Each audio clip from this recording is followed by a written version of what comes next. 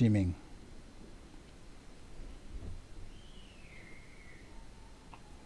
Yeah, I think we are live now. Thank you. You're welcome. Yeah, now let me, where is our... I see it. Yep, you are live. I'll hang Okay, up then. okay.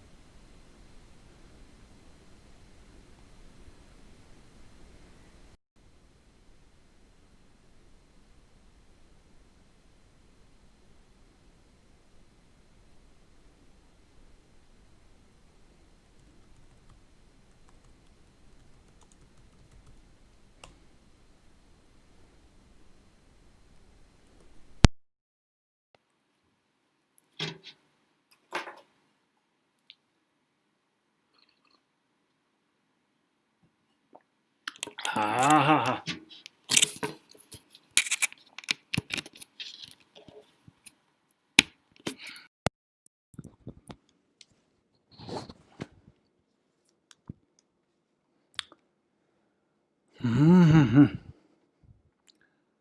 Hello.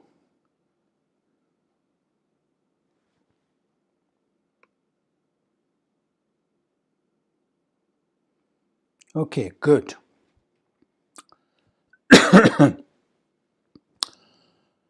Tumba jumden de jen jewa da jumba yang da wa zobe sanje riwa da shabzu demba dewara jewa jigden kemba jebu nduwe kalo yurwa Lana meba lada menamje dumba sanje jumden de bejawa shaja tuba la chaze lo chodo yavzo chewo dumba jumden de dijen shewa Rida jumba yandamba zobe sanje rikwa da shabzo temba dewara sheba jikden kemba jebu ndube kalo yurba lana meba lada menamje dumba sanje jumden de Bejawa Shaja Dubala Jazelo Jodo Jazo Jo Dumba Jumden de Dijen Shewa Tachumba Yandawa Zobe Sanje Rikwa Da Shamsu Temba Dewara Shewa Jikden Jemba Jebu Dube Kalo Yurwa Lana Meba Lada Menamje Tumba Sanje Jumden de Bejawa Shaja Dubala Shazel Chodo jaso che ho sanje choda soje chonamala chanju bado tane jamso che dagi choshe jibe chonamanji dola penje sanje dobara sho sanje choda soje chonamala chanju bado tane jamso che Tagi jeje jebe sonamanje dola penje sanje dobara sho sanje choda soje chonamala chanju bado tane jamso che Tagi jeje jebe sonamanje dola penje sanje dobara sho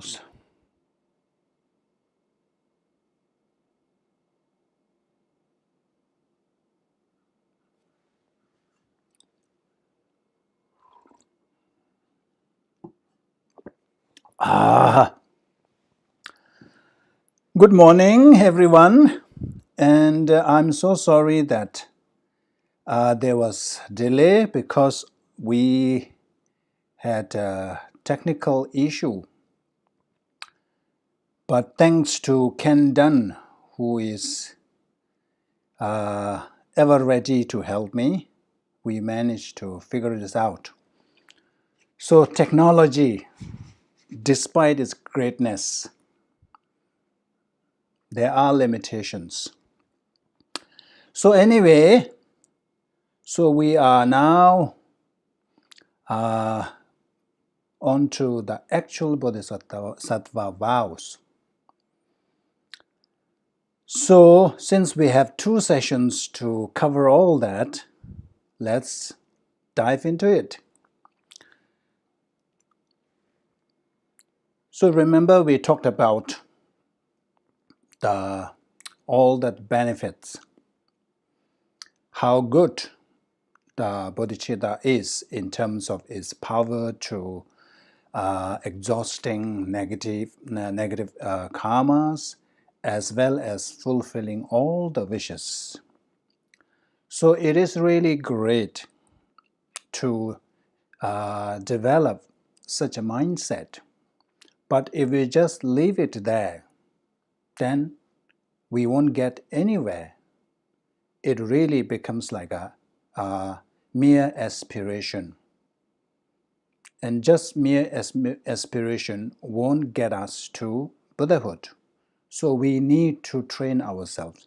We need to practice, or we need to engage in the practices of Bodhisattva's deeds. So here generally, of course, Bodhisattvas, upon developing bodhicitta, they need to engage in the six perfections. But when it comes to the ethical discipline, the perfection of morality or the perfection of ethical discipline, so there are three ethical disciplines that Bodhisattvas should engage in. So these are the ethical disciplines of restraint, so which is actually, if Bodhisattva has taken any vows, then any specific vows, whether it's a ordained monk's ordination, any form of ordination, or the lay person's vows. So this counts as ethical discipline of restraints. If a person hasn't taken any particular vows, then our practice of restraining or abstention from the 10 non-virtue count as the ethical discipline of restraint. But as a Bodhisattva, of course, the Bodhisattva vows is the main ethical discipline of restraint. And then we have ethical discipline of gathering virtue, and then ethical discipline of helping living beings. So why three? It's because the Bodhisattva's deeds are either ripening oneself or ripening others. In order to ripen others, one needs to be first ripened. If oneself is in the in the sea drowning, there is no way that one can help another person. So one needs to be offshore so that one can help the drowning person. So for that reason, so the first two are mainly for the Bodhisattva themselves to ripen, to perfect their the goals.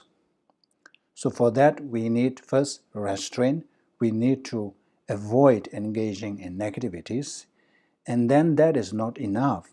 We need to gather virtue. Remember when we talk about the 6 preliminary practices, we talk about how important it is to amass merits so that we can gain realization. We can actualize realizations.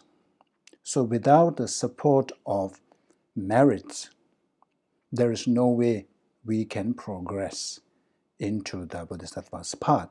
So for that reason, they need the first two, the ethical discipline of restraint and the ethical discipline of gathering virtue. And then once they have managed to do so, only then can help other living beings. So that's what the bodhicitta is about. In order to help sentient beings, one is aiming to achieve, or one is aiming for Buddhahood, because only Buddhas can help sentient beings more effectively. So that's why generally there are 3 types of ethical discipline. So here what we are going to discuss is part of the ethical discipline of restraint, which is about the Bodhisattva vows, what commitments are involved when we take Bodhisattva vows. So there are 2 So Bodhisattva vows can be taken through rituals. As we are aware that there are two types of bodhicitta, the aspirational bodhicitta and the engaging bodhicitta. So there are rituals to take both bodhicitta. So the aspirational bodhicitta, we normally call it Mönsim Tamja. Mönsim Tamja Jin Chobye Sungwas. That means there is no vows involved, but you are making a commitment. We are committing ourselves to this aspirational thought. So when we generate bodhicitta, it is like, I will aspire to achieve enlightenment in order to help sentient beings. So that is the aspiration. But here, through the ritual, what we are doing is we are committing ourselves that we will not let go of this thought, this mindset, until I achieve enlightenment. In other words, I will hold on to that pledge until I achieve enlightenment. So that is what we take through a ritual. And then, of course, the engaging bodhicitta is mainly that now that I have developed bodhicitta, now I am committing myself to engaging in the practices involved in achieving enlightenment. So that's the engaging, that's the actual Bodhisattva vows. So there are different ways to take the vows, but normally the one that His Holiness normally bestows involves both. So we normally recite this Kunjo Sumla Taijabchi. So that one entails taking both aspirational bodhicitta, is making a commitment to aspiring bodhicitta and taking the Bodhisattva vows. So now let's just discuss briefly on this. So any vows that we take, it always involves these three things. Attaining what has not been attained. So when you are going to take the vows, you haven't received the vows yet. So there are things what to do, what does involve, who do we take from, and what is the procedure, what is the ritual. But we have no time to go into such detail, so I'm not going to talk about it. And then the second one is, once we have received the vows, how we are going to protect them. Madoba tobar jebe tap, toba me nyamba sungwe tap. Protecting what we have obtained from degenerating. So this is what we are focusing on. Because in order to maintain our vows, we need to understand what are the vows and in what circumstances we lose our vows. So that's important to know.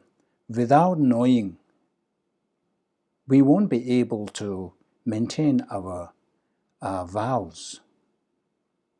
We don't even know that we are breaking our vows. So that's why it is so important that we study each and every commitments that are involved in Bodhisattva vows. Generally, when we take any initiation, empowerment, we have to take Bodhisattva vows. Even long life empowerment. Those are not highest yoga tantra, just action tantra. The empowerment of empowerment that belongs to the category of action tantra, the lower tantra. We still have to take the Bodhisattva vows. So because of that, we really need to understand each and every commitments, or what we call the transgressions. So that's the second part. And then the method to restore bodhicitta if it does degenerate. So once we break any of the vows, once we break the Bodhisattva vows, how can we restore? Is there a way to restore? Whether taking the vows again will restore or not. So that comes under this subheading. So let's try to go in more detail. So when it comes to the aspiring bodhicitta, the commitment that we make that we will hold on to this aspirational thought. So that also involved specific trainings. So the first part says the training in the precept that cause you not to weaken your bodhicitta in this lifetime. So what are the ways to preserve our bodhicitta in this lifetime? And then what are the other practices or precepts that we can do to preserve our bodhicitta in future lifetime as well? So here we need to understand the difference between the Pratimoksha vows and the Bodhicitta vows. There are many distinctions.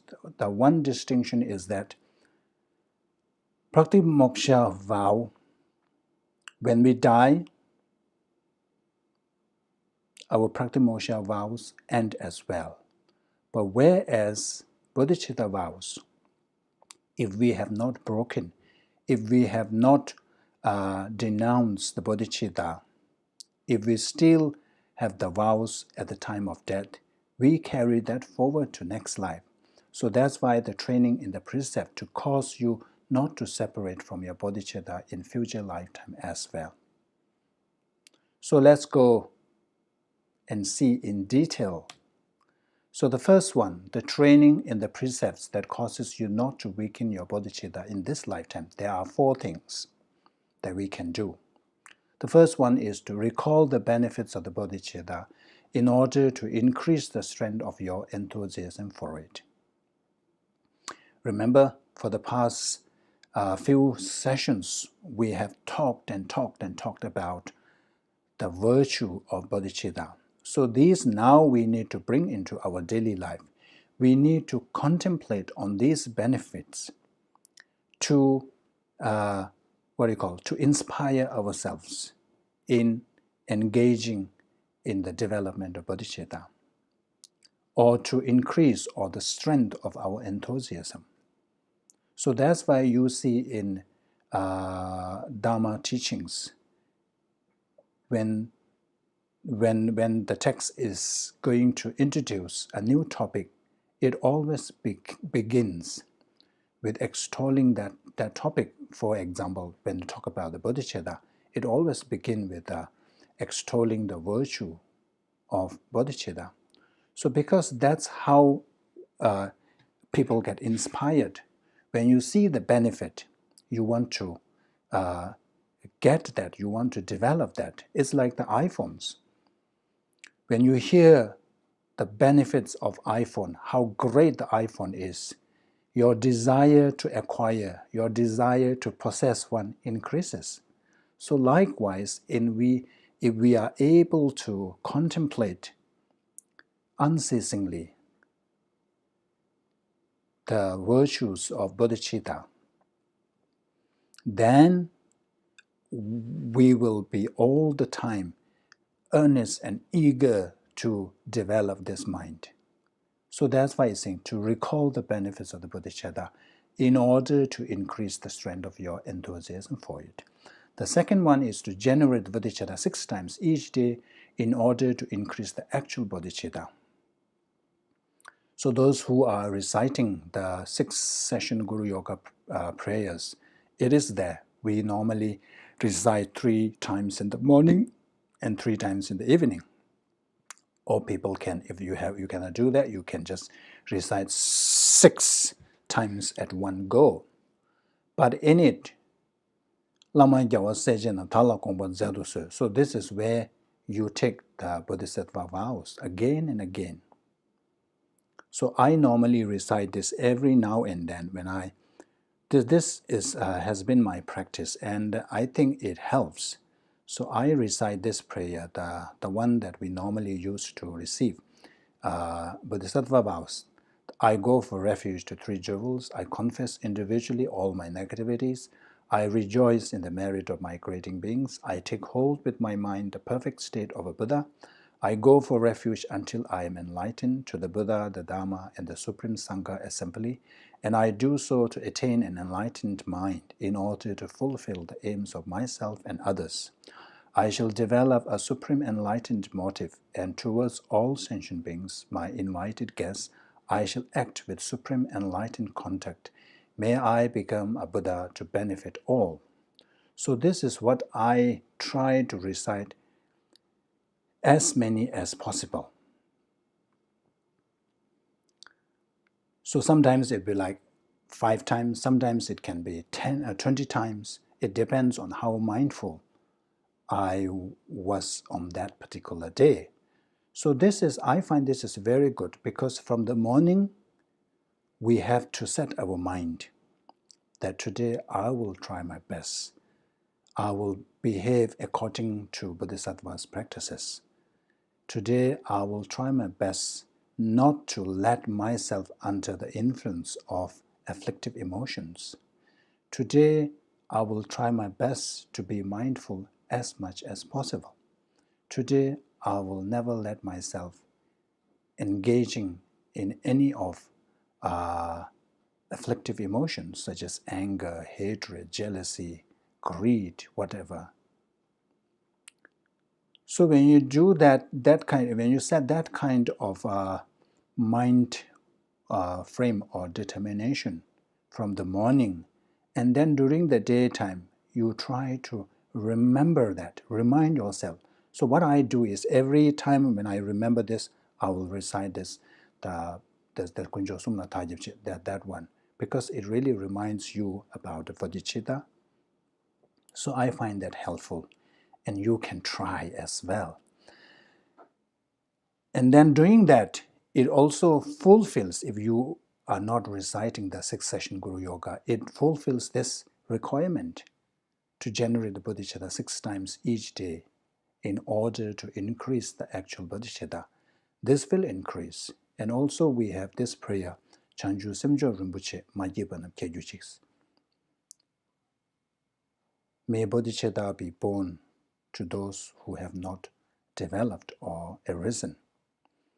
And then may they increase to those who have already generated or arisen in them. So these are very powerful prayers. The third one, not to mentally abandon the living beings for whose sake you develop bodhicitta. This is very important.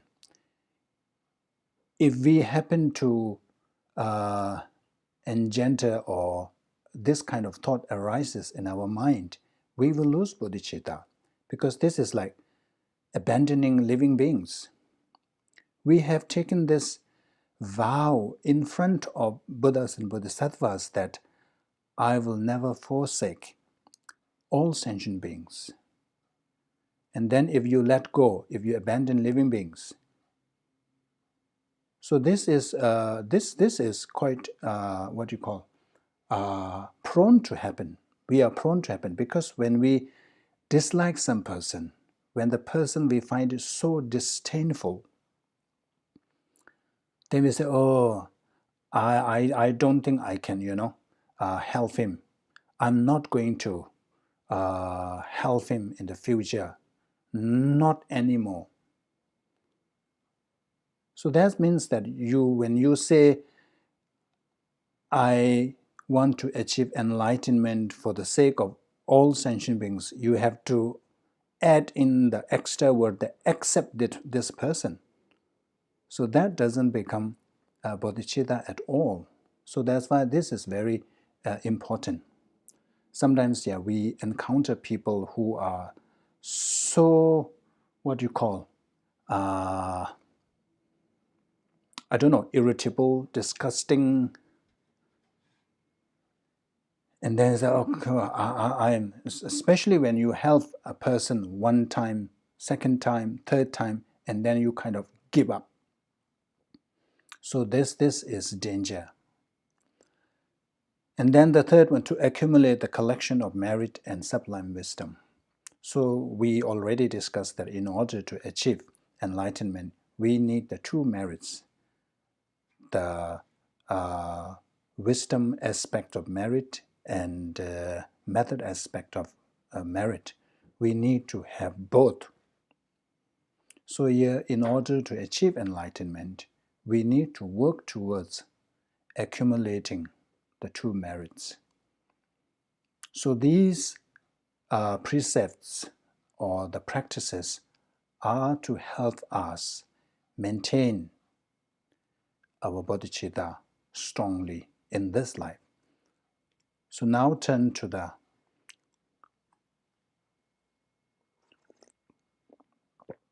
trainings to help us in the future lifetimes. So there are two parts.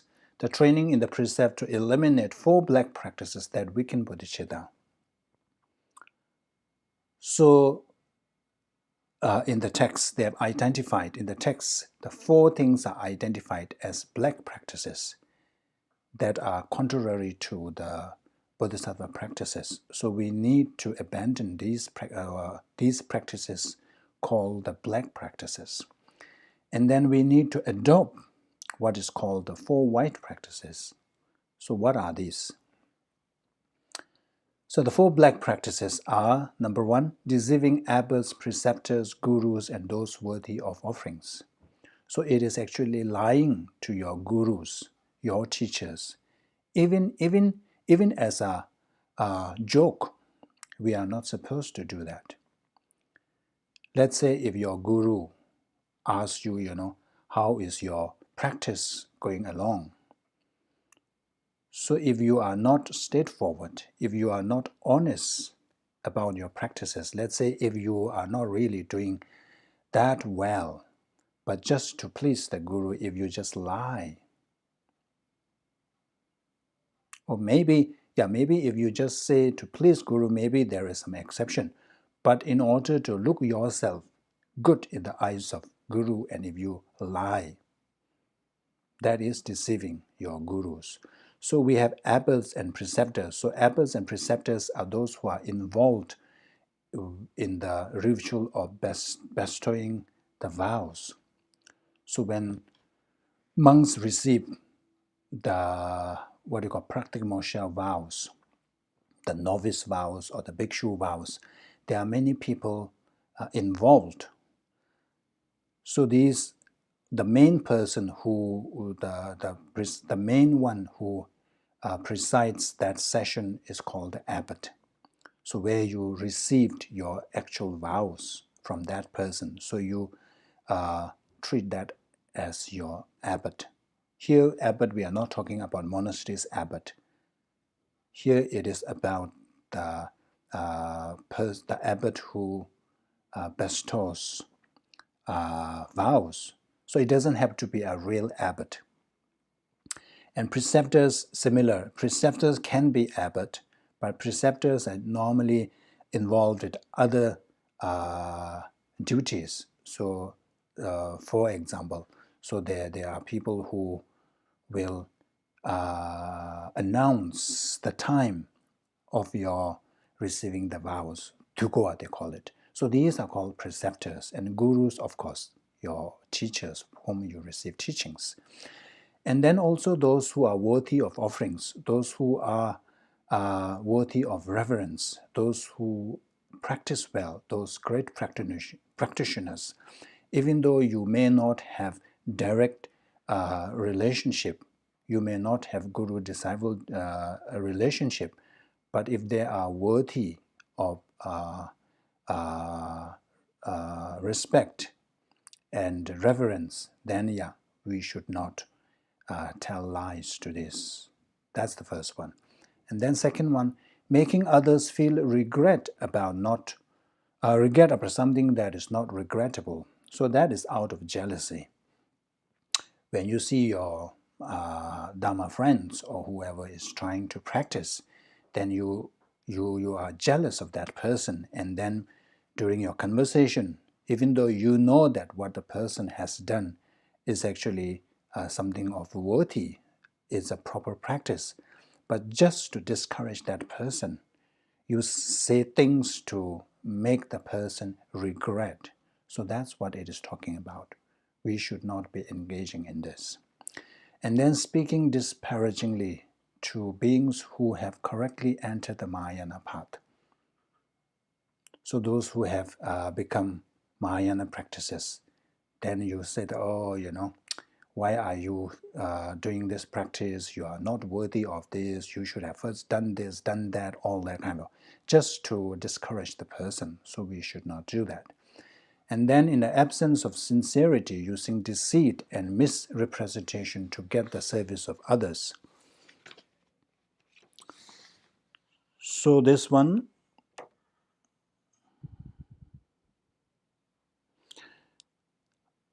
the absence of sincerity. So in Tibetan it's called Laksam Mayimbe, Yoju Chava. So you are not straightforward with another practitioner. So here we use the word yo-yu in Tibetan term, yo-yu. So yo is trying to hide your fault. So you have faults, but in order to deceive the other person, you say things that will make you look great. And then you is pretending to have special qualities. So in layman's term, it is like, I think if I'm not mistaken, it's like we normally say that, oh, he is down to earth.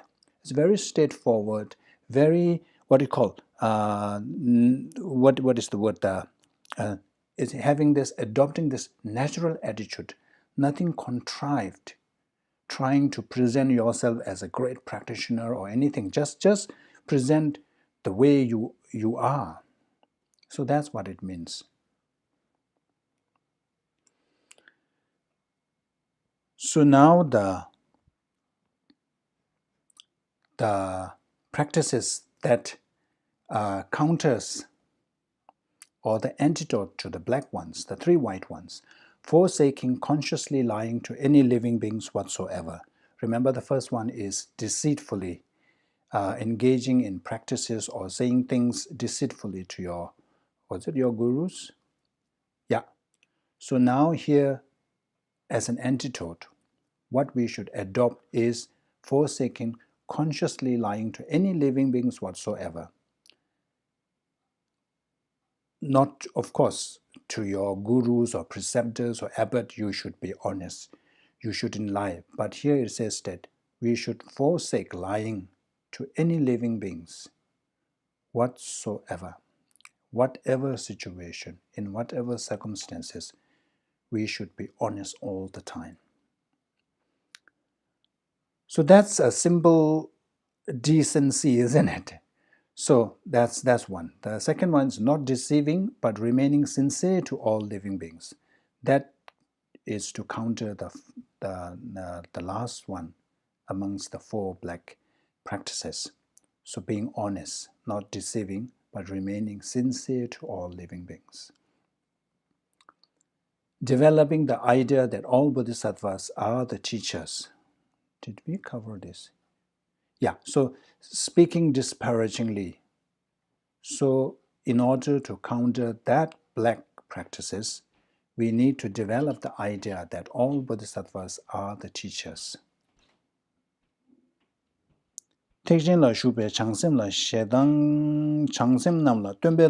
So this is what we call holding the pure view.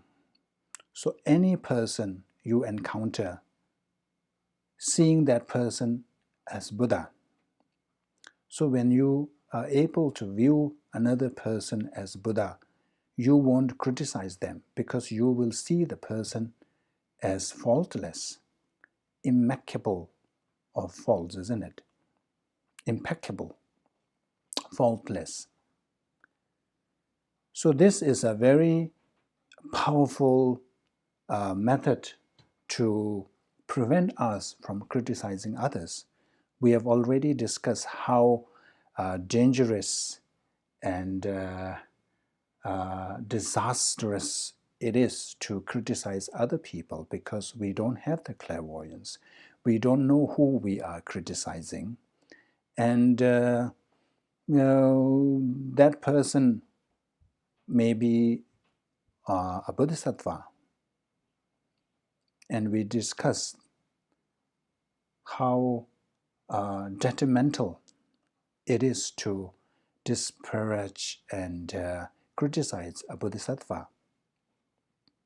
So developing the idea that all bodhisattvas are the teacher or the Buddha help us from engaging in the action of criticizing others, disparaging others. Then the fourth one is causing the living beings that you are helping to mature to not want the modest vehicle but to adhere to perfect enlightenment. Rangi mimbar chewe simjen namla zobe chanjun zindu chukbas. So basically it's saying that helping sentient beings, leading sentient beings to enlightenment, helping them to join Mahayana. So if the person who is thinking of, what do you call, entering the other vehicles, the vehicle of listener, vehicle of solitary realizer, then you explain to them. But of course, you shouldn't disparage the teachings of other vehicles. You cannot say that, oh, no point practicing the teachings of the listener's vehicle, no point, you are wasting your time practicing or following the teachings of the solitary realizer. We shouldn't say these words. We shouldn't criticize. We shouldn't abandon the other vehicles, teachings of other vehicles. But you can help if you feel that that person, it serves, what do you call, more benefit to the person to join Mahayana path. And of course, eventually one needs to enter Mahayana path in order to achieve enlightenment. So this is what it is about. So these are the what you call the precepts or the practices related to, in relation to aspiring bodhicitta, the making that commitment through ritual that I will hold on to this mindset until I achieve enlightenment. So these are the practices entailing aspiration of bodhicitta, or involving aspiration bodhicitta. So now we saw these various precepts. So there is a lot of discussion on which are the ones that makes us lose our bodhicitta. So after all that discussion, so Lama Tsongkhapa says that only two, because the second part, black practices and white practices, these are nothing to do with this life. It is in relation to maintaining in your future life. So it doesn't involve, it is irrelevant in terms of losing bodhicitta, because when you talk about losing bodhicitta, we're talking about this lifetime. So amongst all this, so the one that makes us lose bodhicitta, the aspiration of that commitment is giving up aspiration bodhicitta. Of course, when you give up, you think that, oh, this is not for me, I cannot. I better practice the lower vehicles. I better concern myself to achieve liberation for myself. I cannot take the responsibility. It is too much. It takes too long and all this. And if you give up your bodhicitta, then of course, if you give the aspiration bodhicitta, then you lose bodhicitta. And then the second one is mentally abandoning sentient beings. So the remedy is confess the faults using the four powers. For aspirational bodhicitta, I keep saying this as, so this is not just aspiration bodhicitta, this is the commitment that we make through the ritual. That's why it's Munsim Tamjechin Choge Sungwas. So when you do that, if you break any of this, the remedy is to confess the faults using the 4 powers, engaging in the engaging in the practices of the purification that involve the 4 powers, 4 opponent powers. So now, the actual Bodhisattva vows. So first we will talk about what are the causes, in what circumstances, in what situation, or what are the things that make us lose our bodhicitta. So the first one is forsaking aspiration bodhicitta. So if we let go of our aspiration bodhicitta, then of course one will lose bodhicitta. Then another is committing one of the major transgressions. So when we take Bodhisattva vows, it involves 18 major transgressions and 46 secondary misdeeds. So only the major transgressions, we call it the root transgression or tsatung in Tibetan. So if we commit one of the major transgressions, that's one way we lose our bodhicitta vows. And then returning the vows. When we return the vows, I don't want to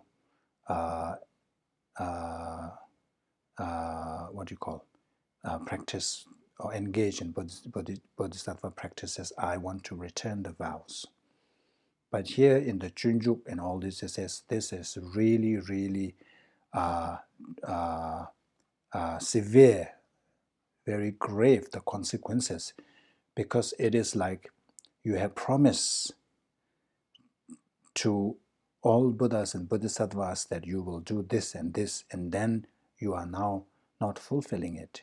So even in our conventional world, if somebody promised you something, and then if that person fall back on his or her promises, it would be really disappointing. So here we are not disappointing just ordinary sentient beings, ordinary people. We are really disappointing the Buddhas and Bodhisattvas because we have taken the pledge in front of them, from them. We have given the pledge to them that I will do this and this. And now you are saying that, no, I'm not going to do that. I just want to, have my own things. I don't want to do that. I don't want to follow the promises that I made. So it's very grave in terms of consequences. So,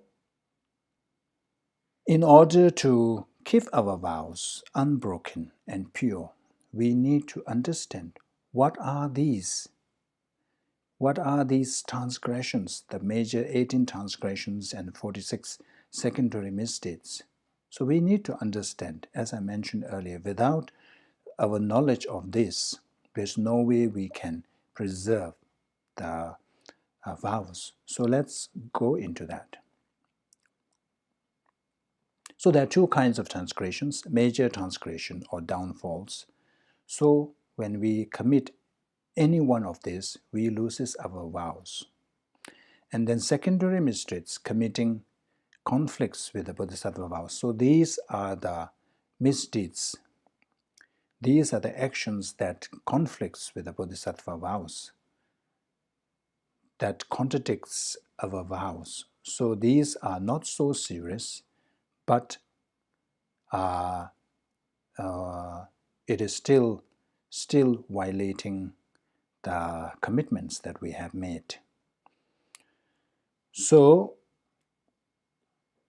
what are the 18 major transgressions? So normally in the text, they always explain the 4 binding factors towards the end, but I thought that it is more beneficial to bring this talk this first before we dive into the actual transgressions.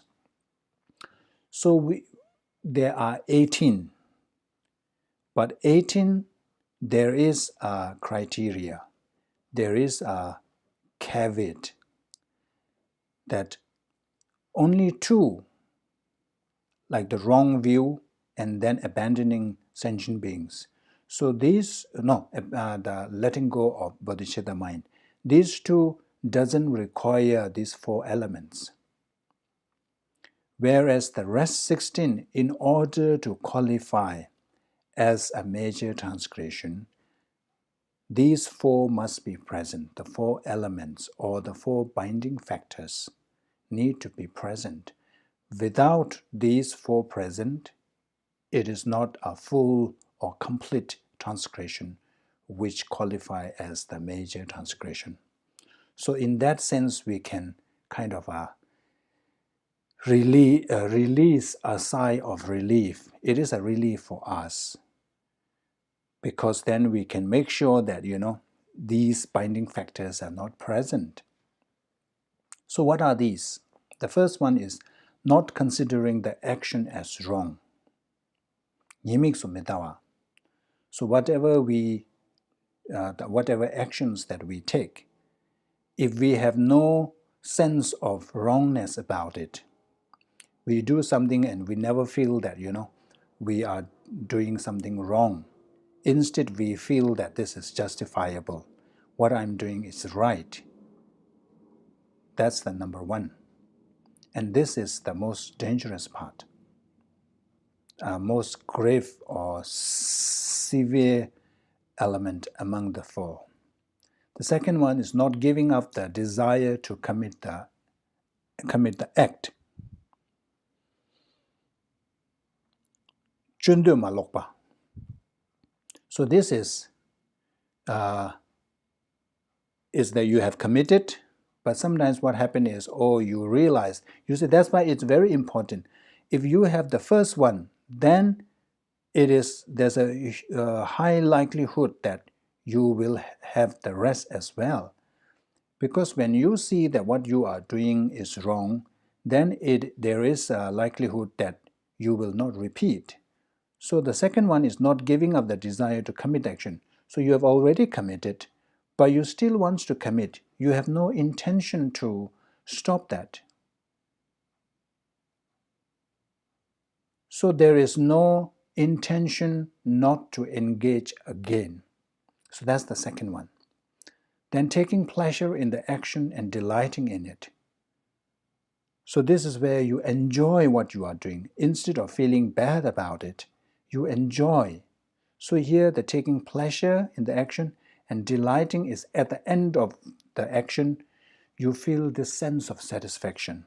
So that's what it means by taking pleasure in the action and delighting in it. And then number 4, sorry, the numbering is wrong. Number 4 is feeling no shame of embarrassment. Tell meba. So I don't know whether the translation is correct or not. So in Tibetan, we have something called ngoza and then tell. Ngoza sheba, tell yoba. So here is translated as shame or embarrassment. Shame and embarrassment. Shame or embarrassment. So shame is in relation to oneself. So your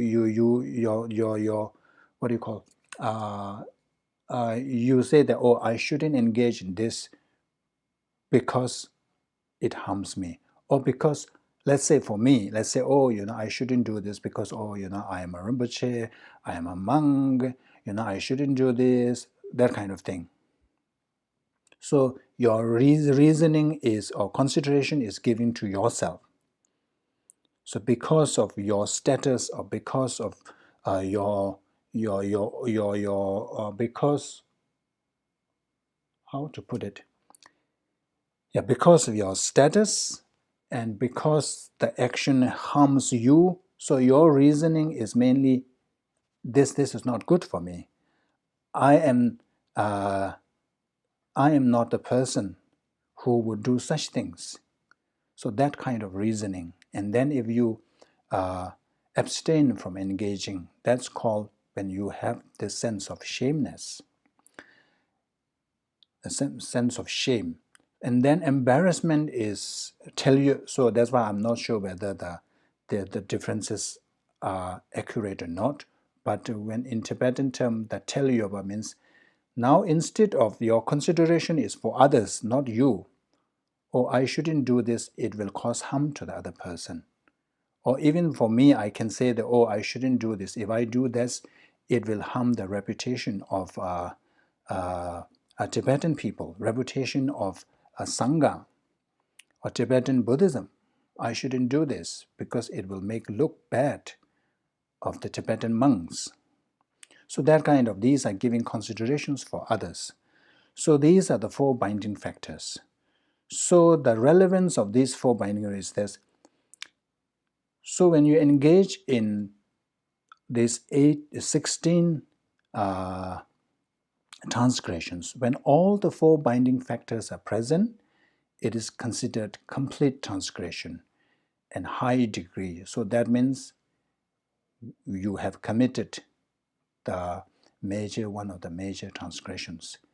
In order to qualify as major transgression, all these four must present. And then let's say you committed an action that are one of the 16, and then if there is no consideration or no regarding the act as wrong, the first one, if the first one is present, then it becomes, if the first one is not present, when the first one is present, even there are other threes are present, it only constitutes as low degree. When there is this, the first one is missing, then the transgression becomes medium degree. So the important point is that when all the four elements are present, then it becomes, or it qualifies as the major transgression. So what are the 18? Praising yourself and denigrating others. So takdui sheme. So this one, actually it's quite clear from the when once it's translated in English, it is quite clear, and you don't really need me to elaborate on this. Anyway, so praising yourself and denigrating others. So this one has to be out of attachment to material gains or for respect or fame or honor. So let's say if you find out that there is this generous sponsor wanting to offer some cash, some money, or some material things to another person, and then you really wanted that thing. And then what you do is you praise yourself. You try to say things against the other person. Oh, he is this one, but then he did this, he did that. So these are all, the intention is to make him look bad, so that the person will change the mind of giving that thing to this person and instead give it to you. So you praise yourself. You present yourself with so much, better than the other person, with the hope that this will change the person's mind, and then you will get this, whatever that is. So that's what is meant by praising yourself and denigrating others. So this one, if all the four binding factors are present, then we have committed the first major transgression. And then the second one is refusing to give the Dharma or material assistance. So if somebody approaches you who is in dire need of some material assistance, somebody who are really hungry, who are really dying, almost, who are sick and needed financial help, and if the person approach you, and then if you refuse help, of course, if that is within your capability, then of course you have no choice. But if you are able to help and if you refuse the help, that constitutes as the second one. And then another form is giving Dharma, when people approach you for Dharma, for teachings, and if you deny that, then we have committed the second one, refusing to give the Dharma or material assistance. And then refusing to accept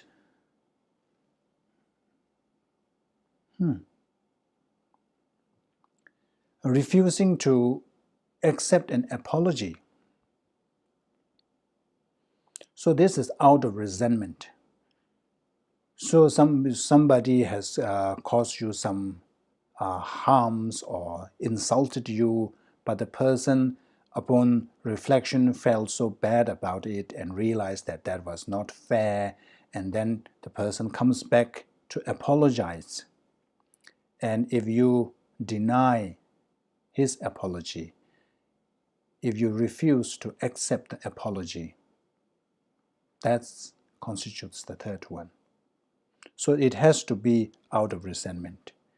And also, so when the person comes, and then instead of accepting the apology, if you abuse the person, verbally abuse the person, this happens, isn't it? When somebody comes to apologize, then we give a lengthy lecture. So we shouldn't do that. But of course, the person who is apologizing has to know the appropriate time. So if you know that person is still, so angry and upset, and if you go and apologize, I don't think that helps. But you should choose at the right time to apologize. And then if the person doesn't forgive, then this counts. So I've always mentioned this. So sometimes, we really think that, forgiving is doing something, what you call, favor, some big favor to the other person, but actually it really is giving a favor to yourself. If you hold this grudge,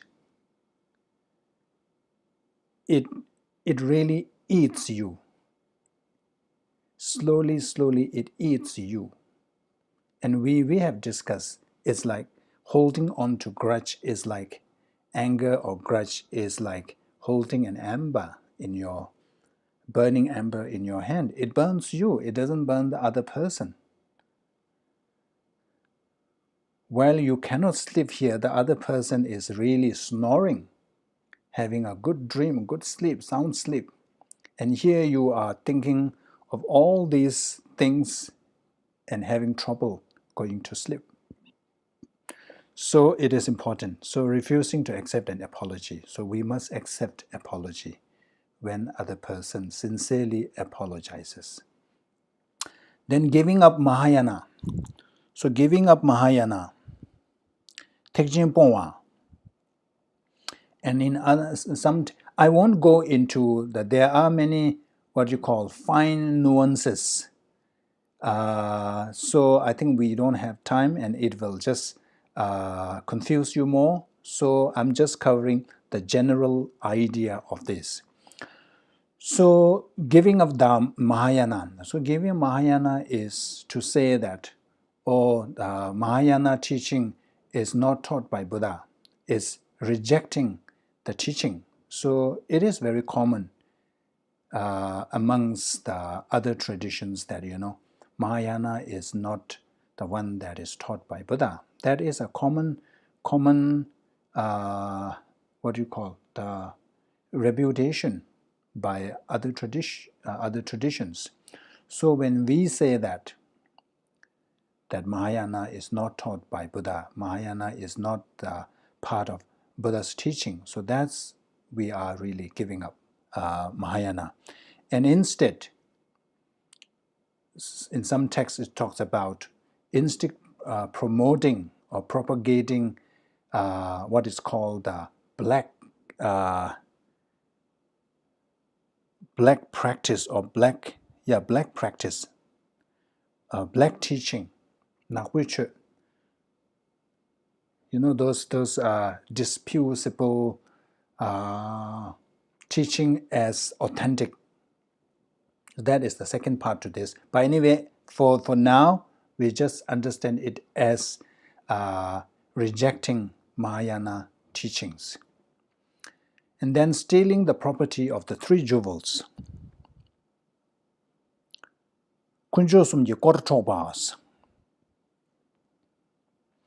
So this one, stealing anything that is that belongs to the actual Buddha or the representations of Buddha. So of course at this time we don't have the actual Buddha to steal from. So the representations of Buddha are the altars. We have the statue, and we have the representation of three jewels. We have Buddha, Dharma, Sangha, all this. So like anything you steal from the altar. So in Tibetan practice, we have this practice of buying silver or gold, water balls, butter lamp, all this. So these are actually high value. So if you steal those, this constitutes as stealing the property of three jewels. And then also it comes to the Dharma, Dharma jewel. So Dharma jewel representation is all these text scriptures. So if you notice that the scriptures, the Tibetan scriptures, are normally wrapped in a cloth. Even if you steal that cloth, that constitutes as stealing from Dharma jewel, stealing the property of Dharma jewel. And then even if you misappropriate the funds to publish or print Dharma books, if you steal that money, that also can constitute as stealing the property of Dharma jewel. And then Sangha jewel, of course, if you steal from the... So in order to constitute stealing from the Sangha jewel, you need to at least have something that is owned by 4 bhikshus, 4 monks. And of course, if the person has already achieved Arya path, then you don't need that number. Just stealing from one Arya being is enough to constitute this one. So this is likely to happen at monasteries. So you go to monastery, and if you take anything that belongs to monastery without their permission, so you are engaging in this transgression, because these are owned by a community of Sangha. Abandoning the pure Dharma. So earlier we talked about this giving up Mahayana. So here the difference is, here pure Dharma. So Dharma is not just Mahayana teachings, but Dharma includes or entails the teachings of all the 3 vehicles, the teachings in relation to listener's vehicle, teachings in relation to solitary realizer's vehicle, and then of course Mahayana teachings. So if one says that, oh, these are not what do you call these are not authentic teachings. If you question the validity,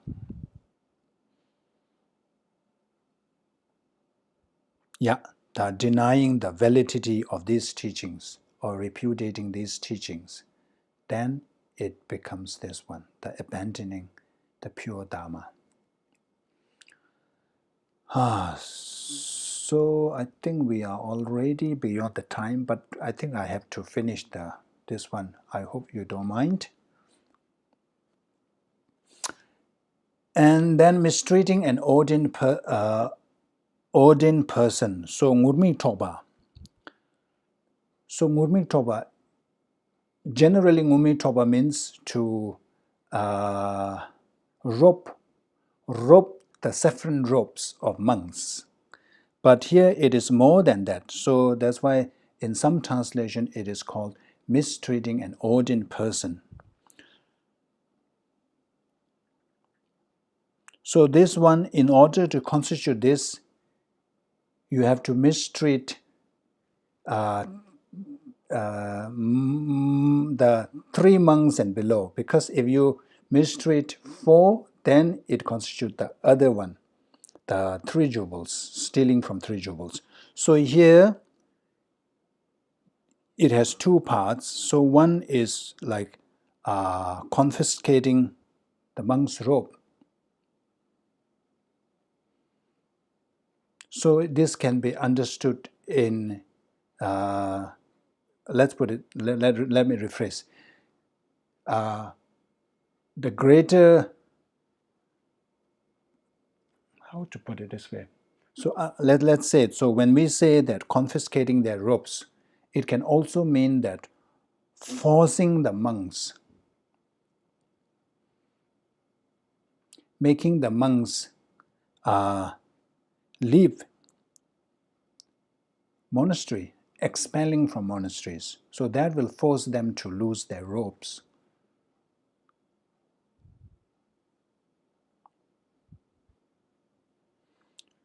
So the intention is really to harm. So out of the intention to inflict harm, so you take away their robes, and yes, and then you force them to leave monasteries so that they will break their vows and then become a lay person. So that's what it means by mistreating an ordained person. And then committing any of the 5 immediate misdeeds. So sometimes it is translated as heinous crime. The 5 immediate misdeeds, we already covered that. So killing one's parent, father, mother, killing arhat, and then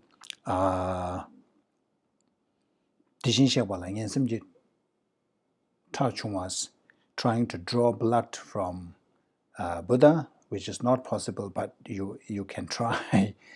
And then schism, causing schism or split among the Sangha community.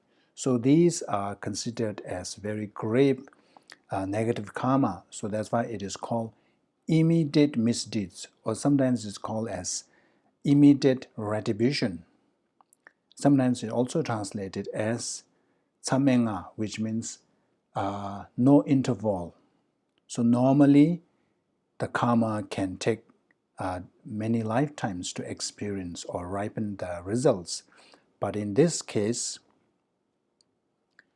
once you have committed any of these 5 heinous crimes, the very next life, one will be born in lower realms. There is no interval by or intervention by other life or other birth. And then we have number 9, generating wrong view. So generating wrong view, I have marked here in different color. So this is one of the 18s that doesn't require the 4 elements to be present. So once you hold the wrong view, so wrong view, of course, we all understand it as doubting the validity of karma, and saying that there is no such thing as rebirth, there's no such thing as next life, there's no such thing as three jewels, there's no such thing as karma. So all these are very, very dangerous, because you can see why this is so grave.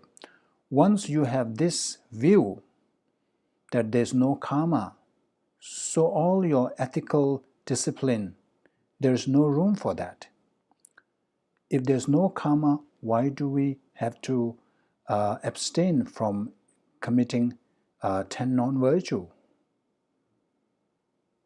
It's like you can kill anybody, anything, any animal, so there's no consequences. So if there are no consequences, of course, if there's no accountability, so we can do all kinds of things. So that's why then, of course, we won't be even considering helping others. We wouldn't be even considering generating bodhicitta. So that's why the generating wrong view doesn't require the 4 binding factors. It automatically becomes a major transgression. And then destroying towns and so forth. So this one is called Chongso Jong.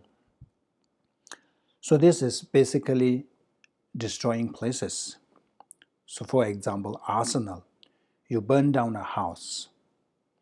So there's no intention to harm the beings there. It's just that you wanted to destroy the places. It could be villages, could be towns, even regions, even the whole province.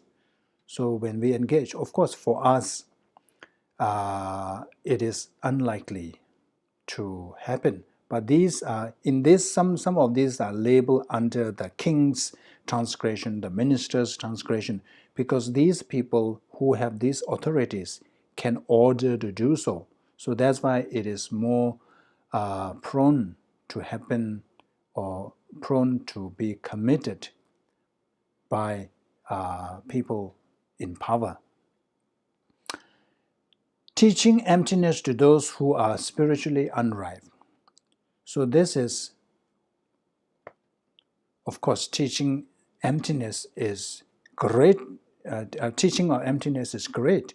We need to have this. But if you are not careful about who you are teaching, it will create more problem than benefit. So what happens is when you teach the teach emptiness to a person who is not ready yet, who hasn't trained enough, who has no real understanding, who are not suitable for this kind of teaching, what will happen is if the person has some intention to practice or enter Mahayana path, after listening to this, because they cannot fathom the concept, and it will instill fear in them. Remember, sometimes when people hear about selflessness, there is a lot of anxiety developed or arisen in them, because to them, when we say there is no self, they really literally understand it as there is no self. If there's no self, then what will happen to me? So that kind of fear arises. And because of that, there is a high likelihood that they will abandon this thought of entering or practicing Mahayana. So that's why we have to be very careful. Even though you want to help other people, you want to give the best teaching, the essence, we call it the Heart Sutra, remember, the essence of the Buddha's teaching, which is the emptiness, but you have to be careful. Causing others to turn back on supreme enlightenment. This is called Dzogjangle Chirdoba. Sometimes it's called Tekjinle Dobe Pamba. So this is causing someone to abandon Mahayana. So if you come across a person who is so interested in Mahayana paths, but then you tell them that, why are you striving so hard on this path? It is really a long journey. First of all, you need to accumulate so much merit. It takes long time. You have to engage in the perfection of 6 wisdoms.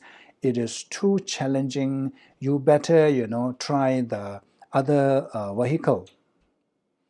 And if the person, because of that, if the person abandons or turns back from Mahayana path, that's when we have committed this number 12, transgression. And then causing others to give up the Praktimoksha vow. So this is called Sotarpon vows.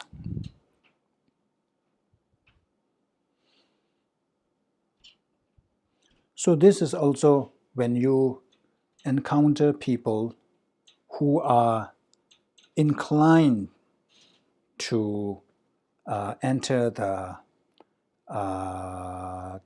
lower vehicles, the vehicle of what is that called? Listener's vehicle or the solitary vehicle. Inclined, they're thinking of entering these paths, or those who are already in that path.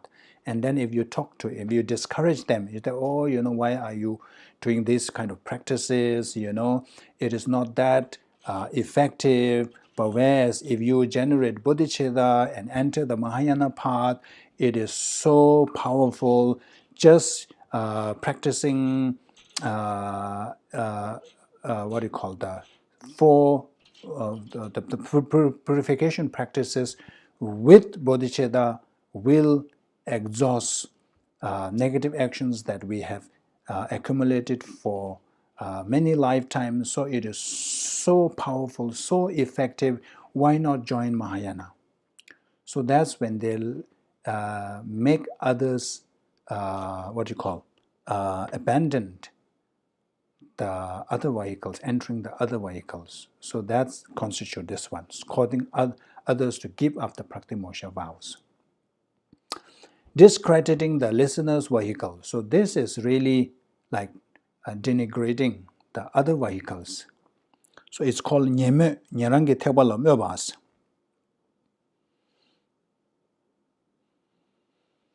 So this is really criticizing that, it cannot achieve much. It's such a, it's a very selfish path. It doesn't think about, other sentient beings. So you really denigrate and you really criticize the lower or the vehicle, the listener's vehicle, or the solitary realizer's vehicle. So nyendu ki tekwa tang rangi tekwa. And then falsely claiming to have realized the profound. Samdzumawa, claiming to have special attainments that you actually don't have. But it is okay to say if you really possess that. It is okay to say that it doesn't constitute this. But if this requires to claim, of course, normally when we say claim is already suggesting that you don't have. So you say that you have for example, you say, oh, I have achieved direct realization into emptiness, which actually you do not. So these are all to make yourself look good. So that's what it means by falsely claiming to have realized the profound. And then seizing the property of the three jewels. So we have talked about earlier about stealing. So the difference is this. Here, you don't engage directly. You steal the property of three jewels indirectly. So acquiring the property of the three jewels indirectly. So you use political or judiciary power. So you kind of impose a big fine on a monastery or a monk, which will give the monk no choice but to steal from the monastery. So let's say if we have a center, like let's say Gyudu Center, if authority comes, of course, intention is really to acquire their property or their belongings. So if they unfairly impose a fine to Gyudo Center or one of the monks, knowing well that the monks cannot pay by himself, but the monastery has to pay. So in that sense, in that situation, what will happen is monastery has to pay. So that monastery's whatever money or property or whatever it is, that belongs to the Sangha community of Gyudo Monastery. So if you get that, then this constitutes as seizing the property of the three jewels. This is Sangha's property. But you can also, let's say if there is a golden statue, and if you want it, and then for without some with some fishy reason, if you say that, oh, we are confiscating this monastery. That's what happened in Tibet in 1959. They confiscated all the statues, and then they melt all the golds, and they dump the remaining, the remnant, the statue. They're only interested in the gold. That's what happened in Tibet. So when we do that, and whoever received that money or the benefit, so it could be a minister, so this could be more like a minister. So minister ordered this, of course it is influenced by the big boss there, and then if you share that, so you didn't directly steal it, but you force the monastery or the monks or the three jewels, so in this way Sangha community, to pay you that bribe or pay you that money or to get that thing. So you commit seizing the property of the three jewels, and then establishing harmful rules. Timnyen Chawa, enacting harmful laws and taking the belongings of good meditators. So there are two parts. So one is like imposing rules such as, you cannot, monks cannot meditate for 2 years. And in Tibet, there is a restriction to the number of monks monasteries can have. So these are all kind of these rules that are harmful to the Sangha, to the ordained monks. And then another part is that whatever, in order to prevent the practitioners from practicing, so you come up with a plan to say that, we are using the fund, which is actually meant for the meditator, and they say we are using this fund for the those who recite just scriptures. So that is to prevent the meditators from meditating, because without the resources they cannot continue. So this very strategically motivated plan to discourage monks from practicing. So this is what it means by establishing harmful rules. These, of course, are more likely to happen to those who are in power, who can enact all kinds of rules. Like in Tibet, the monks cannot have big gatherings, the Molam festivals. For several years they have, and now it's banned. And also this winter debate, now no more. They don't allow this. All these are rules just to prevent monks from progressing in their spiritual practice.